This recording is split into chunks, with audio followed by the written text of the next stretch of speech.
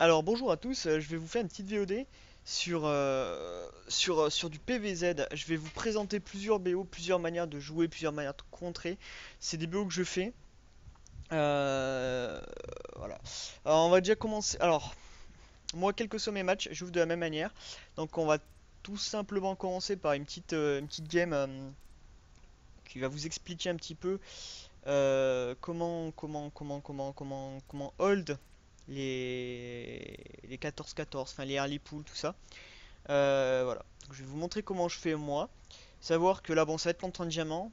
J'ai peut-être des exemples contre d'autres races. Voilà. Donc on va commencer par ça tout de suite. Donc, c'est une game que j'ai faite hier en tournoi. Donc voilà. Donc explication du BO. Moi je fais, donc comme je vous ai dit, toujours la même chose en début de game. C'est-à-dire que je joue en PvZ très très défensif. Euh, alors comment ça se passe, comment ça se fait. On va se mettre dans ma vue, tout simplement. Voilà, on se met dans ma vue. Donc, première probe, je l'envoie toujours chez l'adversaire. Pourquoi je l'envoie chez l'adversaire? Vous allez comprendre. Et je fais toujours ça, toujours ça. Voilà. Ensuite, je vais faire donc pylône 14, gate 16, gaz 17. 16, 17, hein, ça dépend un peu. Ça dépend un petit peu de mon humeur du jour. En fait, l'intérêt de cette probe, c'est que quand je vais arriver là, je vais mettre en patrol. Et en fait, j'arrive avant que la B2 adverse soit posée.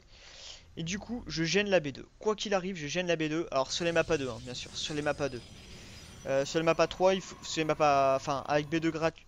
Sur les maps par exemple avec B2 gratuite, genre chantier naval et tout ça, il faut envoyer la première probe. La toute première probe, enfin, une des premières, tac, vous l'envoyez. Et vous arrivez sur la B2 avant qu'elle soit posée. Après, bon, voilà. Ça c'est vraiment un BO bien pour les maps A2. Je le fais aussi sur les maps A4, puisque de toute façon, mon but n'est pas que d'empêcher la B2, c'est aussi de scouter. Donc ensuite, je fais gate, gaz, voilà. Donc là, je gêne la B2. Si je vois qu'à 0,55, il n'y a pas de prop qui est envoyé, vous voyez là, il n'y a pas de prop qui est envoyé. J'en ai pas croisé, donc il est posé sur la gold, hein, j'ai bien fait attention à ça. C'est qu'a priori, il n'y a pas de hatch first. Donc là, on va scouter. Dans ces cas-là, on va scouter. Qu'est-ce qu'on voit? Bam, on voit chez lui, tac, là on voit du gaz qui est récolté, on voit une poule rapide. Donc que ce soit une 12 poule, une 13 poule, une 14 poule, hein, ça va se réagir exactement de la même manière. Sans la différence est assez, assez, il y a assez peu de différence. Donc moi ma réaction, je vais cacher cette probe là. Je prends mon gaz tout de suite. Je rajoute une deuxième gate. Donc là je laisse un espace de 1 carré de minerai pour pouvoir faire un wall. Je ferai peut-être un tuto d'ailleurs sur tout ce qui est wall. Et je vais caler un cyber au plus vite. L'idée, ça va être de faire un Zealot qui va rester là. Mothership Core, deux adeptes. Et ensuite, je vais partir sur tout simplement un 4 gate ou un 5 gate. C'est vraiment. Enfin, là, je vous le montre. J'ai qu'un replay en stock contre un diamant. Mais enfin, je perds quasiment jamais en faisant ça, quoi. Après, le seul problème qui peut vous arriver, c'est un Zerg qui va vous scouter votre probe. C'est pour ça qu'en fait, il vaut mieux limite faire sa B. Le proxy. Pardon, le proxy au niveau de la B3 est le plus loin possible. Tout simplement. Donc on va accélérer un peu, hein. Donc là vous allez voir, qu'est-ce qui va se passer. Le mec, donc là je lance bam. Donc j'ai bien sûr rajouté un pylône ici, hein. Le pylône il faut que l'overcharge puisse couvrir à peu près toute la ligne de minerai, hein. C'est vraiment au cas où. Donc là vous sortez. Le zealot, vous le mettez en tenir position. Là le mec il peut rien vous faire. Si vous avez bien fait votre voile de la même manière que moi je fais toujours comme ça, hein.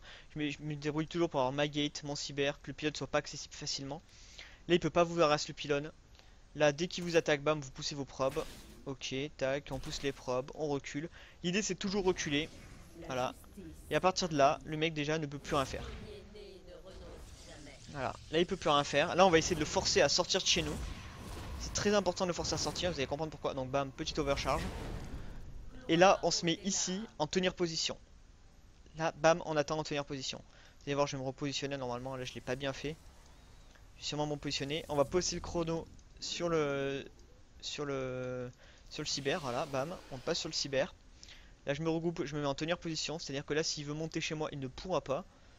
Ou alors bah il me chopera peut-être des unités, mais dans ce cas là j'ai le temps de reculer. Moi j'en joue des adeptes.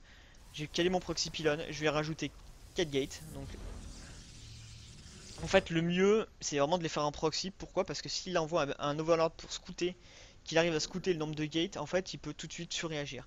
Il vaut mieux cacher les gates. Là il fait une grosse erreur, hein, c'est qu'il m'envoie l'Overlord. Donc là ben on overcharge hein, tout simplement.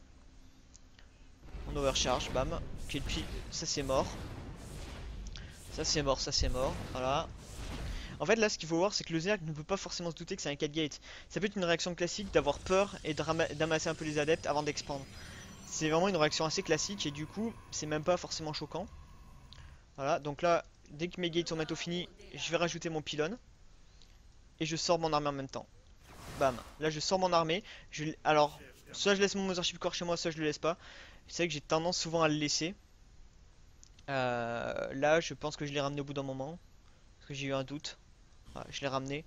Il vaut mieux le laisser chez vous, au cas où il y a un run by. Et ensuite vous warpez. Donc adepte. Et dès que vous voyez que les adeptes en fait il y en a assez, vous faites que du stalker parce que vous pouvez arriver sur un timing où il y aura du rush. Donc là il y a un over, bah écoutez on va essayer de choper directement l'over, hein, ça c'est sûr et certain. On vise l'over, bam. Sur cette map c'est vachement bien parce que les ergs souvent quand ils ont fait un 14-14 ils ont tendance à prendre la gold. Et en fait vous pouvez vraiment jouer en prenant cette position là. Voilà, voilà. Après la game se passe comme ça, hein. Enfin là globalement le Zerg est vraiment dans la merde. Vous chopez toujours les overlords avec les stalkers. En fait les stalkers leur boulot c'est de choper les overs puis ensuite de choper les roches. Voilà, là les roches arrivent. Voilà, là vous voyez je me prends un run by. Bam, je peux overcharge et être tranquille contre ça. Pas plus compliqué que ça.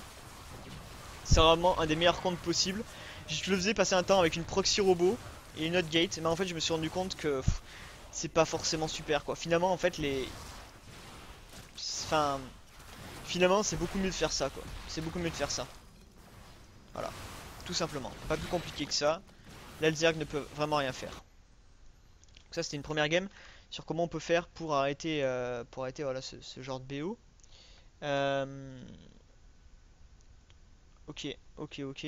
Donc on va continuer les VOD, hein. C'est vraiment enfin là c'est vraiment un stream que je fais pour, euh, pour vous montrer en fait comment ça se passe. Euh, donc je vais vous montrer notre BO. Donc c'est sur une arena. Donc ça c'est plutôt le BO que je fais de manière assez classique, hein. Euh, Alors attendez, non. Avant ça, je vais vous montrer du coup un autre BO qui est comment arrêter une early pool sur Urena parce que c'est quelque chose qui est très classique et j'ai eu beaucoup de joueurs qui me disaient qu'ils avaient du mal à le faire. Donc je vais vous montrer comment je fais moi. Toujours pareil, hein. Première probe. Ah, ok, j'ai tardé. Bon, ouais, c'est pareil que la première probe, c'est juste que j'ai pas fait mon rallye.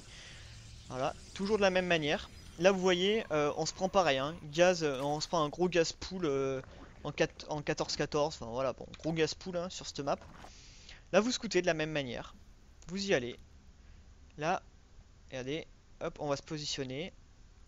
Là, je vais rajouter mon gaz. Tranquille. Là, 0,50 est passé. Hop, 0,55 pardon, est passé.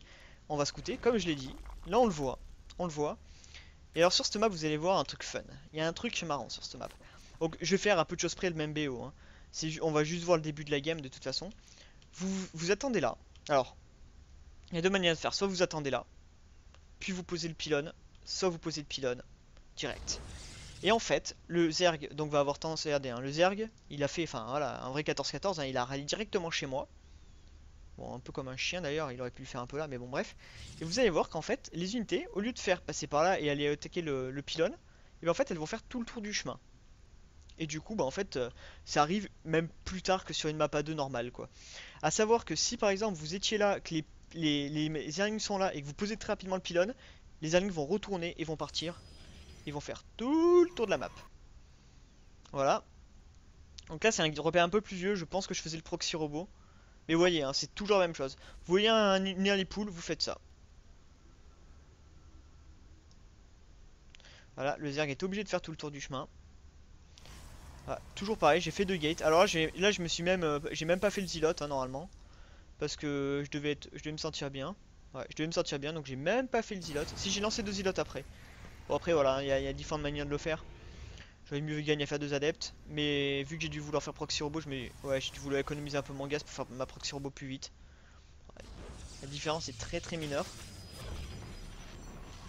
Là, vous voyez, on a le Zerg très classique hein, qui a toujours pas compris qu'il y avait le pylône qui gênait. Là, il vient de le comprendre.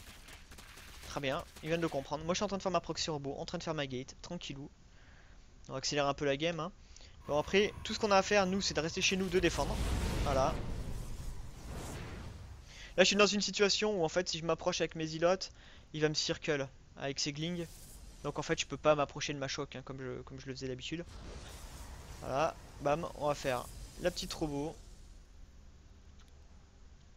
Donc là, je l'ai fait pour faire un War Prism, tout simplement. Je suis sur un 4 gate avec un War Prism. On va dropper tranquillou. Vous voyez, là, on a beaucoup trop. Hein. Là, on a beaucoup trop pour lui. Voilà, hop, en micro, en micro, en micro. Et là, c'est exactement pareil. La partie a se finit comme ça. Là, en fait, il a eu les roches plus tard parce qu'il a trop poussé sur les glings. Et bon, bah voilà. Voilà, la game se finit exactement de la même manière. Vous voyez, c'est vraiment pas plus compliqué que ça d'arrêter des early pools. Alors après, les trucs délicats, c'est les mecs qui fake des early pools et tout ça. Mais bon, voilà l'idée générale à suivre quoi. Donc on va continuer. On va continuer. Alors je vais vous montrer du coup moi mon BO classique et après je vais aborder un autre BO. Hein. Euh, donc voilà. Toujours sur Ilrena hein, pour le coup. Moi ça c'est le BO que je fais le plus souvent. Bon c'est pas le plus efficace hein, mais il reste efficace. C'est bon c'est voilà c'est sûrement Smurf. Hein. Rainbow Dash c'est moi, c'est sûrement Smurf. Donc vaccin quelqu'un que je connais. Hein. Vous allez voir donc. C'est un replay un peu vieux. Mais vous voyez, je faisais déjà ça. Hein. Ça c'était quand je montais mon compte, donc c'est il y a peut-être 2 ou 3 semaines. Tout début de Legacy, hein, après 2 semaines de sortie de Legacy, je pense à peu près. Voilà. Vous voyez, regardez, là, alors là c'est la game très classique. Le gars veut poser sa B2. Bam, moi je le gêne. Moi je le gêne. Là je vais poser un pylône. Je vais aller sur la B3, je vais reposer un pylône. Et là le Zerg en fait il est dans une situation complètement merdique. C'est-à-dire qu'il voulait early pool. Mon mail est master, c'est mon mail est master. Voilà. Et en fait, souvent, voilà, j'annule la B3 et je remets ma probe à patrouiller ici. En fait, le Zerg va voir que vous avez pas annulé la B2, il va dire ok, il va pas annuler non plus la B3. Il va rentrer chez lui. Et là, en fait, vous arrivez à expand avant lui. Le mec a retardé sa pool, donc finalement, vous êtes même pas en danger d'une early pool. Il a pas pu être first, enfin, il est vraiment en retard. Il est vraiment en retard. Le Zerg se met vraiment en retard. Mais il a accumulé du minerai parce que bien sûr, bah, il a pas pu faire sa Quinto. Il a pas, enfin voilà. Vraiment une situation un peu critique pour lui. Hein. Voilà.